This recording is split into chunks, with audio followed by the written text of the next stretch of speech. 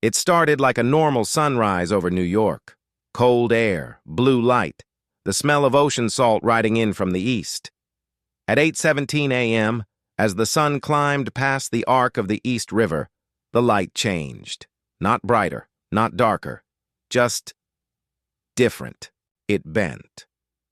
Over the skyline, above the old Manhattan spires and the glass gardens of the future city, the clouds folded inward like a sheet of silk pulled from the edges. Within seconds, the entire sky became a mirror, smooth, flawless, and alive. At first, everyone thought it was a weather anomaly. The new century's sky shield was designed to filter radiation, to balance sunlight, to scatter smog. But no technology in existence could do this. People stared from rooftops and sky bridges. Cars slowed mid-street.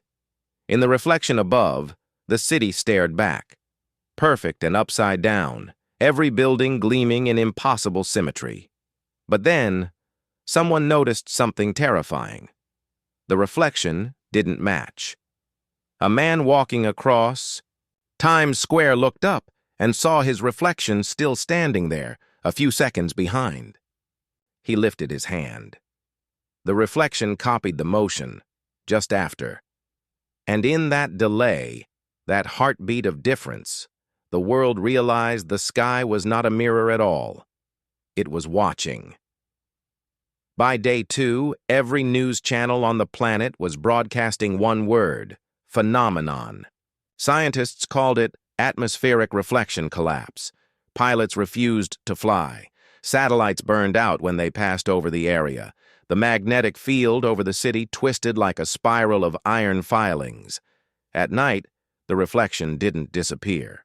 It shimmered faintly, glowing silver blue like moonlight frozen mid-air. People reported whispers carried on the wind, as if the sky were murmuring. The threat was simple but devastating. If the reflection expanded, it could trap the entire planet in a dome of light, a perfect optical cage. Sunlight would no longer enter naturally. Weather would freeze. The oceans would cool, the soil would dry, and life would collapse in less than a decade.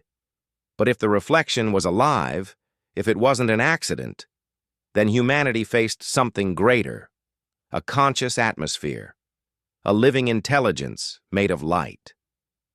The question was no longer, what is it? It was, who is it? And more frightening still, why now? New York in 3120 was not the city we once knew.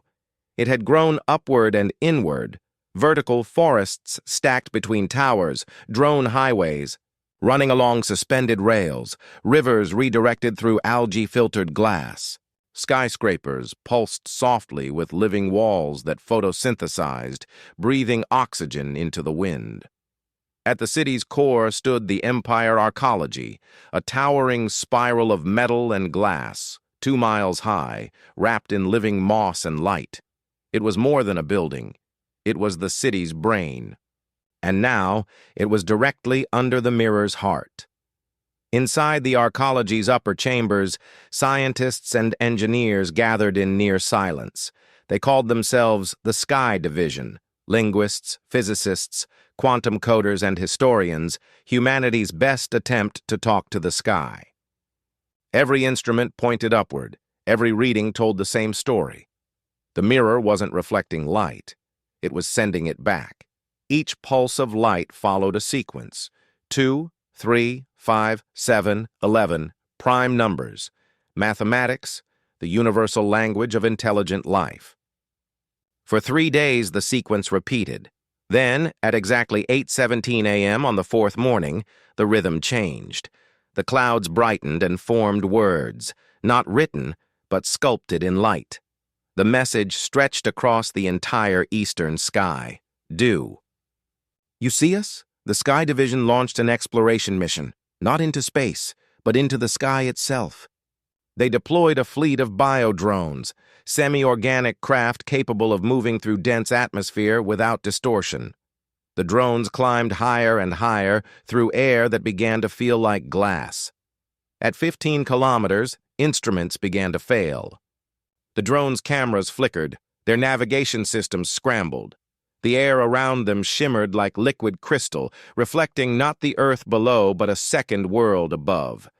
It wasn't an illusion. The mirror was projecting a city, another New York, brighter, cleaner, more perfect. Its towers shone like silver bone. Its streets were empty. And yet, in the reflection, shadows moved, human shapes, the same skyline, the same city. But ahead of time, slightly after, a delayed copy of the world, living in the sky like a memory repeating itself. The linguists and AI coders worked non-stop to decode the light patterns. Each flicker was like a note, each pause like breath. When played through sound modulation, the light became music, structured, emotional, alive. One phrase emerged, translated from rhythm to language. "We remember you." On the seventh day, the mirror changed. The reflection rippled like water hit by wind.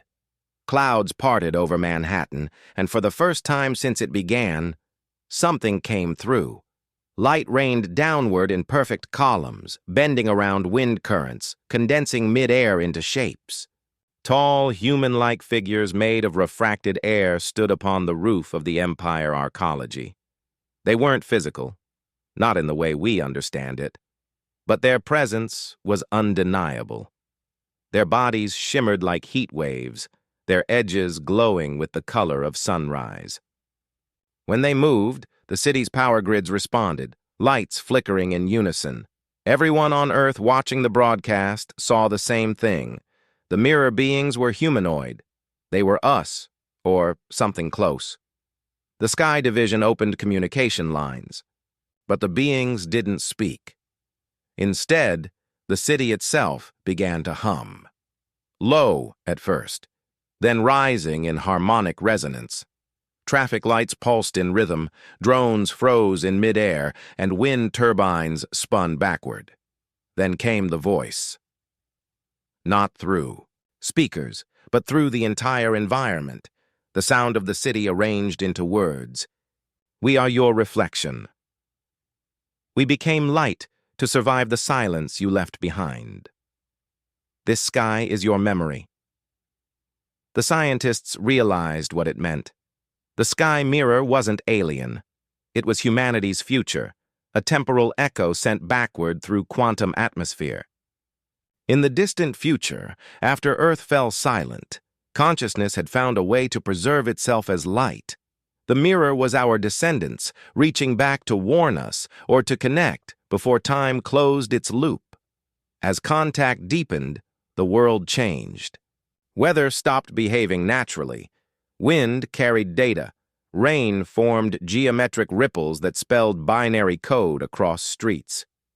Humanity began to merge with its own echo. Digital networks and the mirror synchronized. Every reflection in glass became a window into another version of Earth. The more harmony formed, the more dangerous it became. Time itself began to overlap. The delay between real and reflected shrank to zero. The city trembled. Buildings flickered between material and mirrored. For one terrifying moment, there was no longer a line between Earth and its image. Then the beings spoke one last time. Their forms flickered, light fading into thin mist. The cycle is complete. The memory is restored. Continue. And with that, the entire sky mirror dissolved, collapsing into pure white daylight. For hours, the world was blind. When vision returned, the sky was blue again, clearer than it had been in centuries. Satellites recorded no trace of the reflection, but every glass surface on Earth now carried a subtle distortion, a shimmer that responded faintly to human presence. Scientists found residual quantum signatures in the upper atmosphere, fragments of data encoded in light particles. They called it the memory field, and at exactly 8:17 every morning, for less than a second, the air above New York shimmered, like a reminder. Years later, the world adapted. The sky mirror never returned, but its influence reshaped everything. Architecture changed. Every new building used mirrored glass not for vanity, but remembrance. Every school taught the sky event as both science and philosophy, because what the reflection taught us wasn't just physics, it was memory. The understanding that civilization's survival doesn't end with matter, it continues in what it leaves behind. The sky had shown us that thought, once released, never truly dies. Even now, when the wind passes through the towers at dawn, some swear they hear whispers, distant harmonics woven through air currents, repeating the first question the mirror ever asked. Do you see us? And the answer, from everyone who looks up now, is the same. Yes, we do.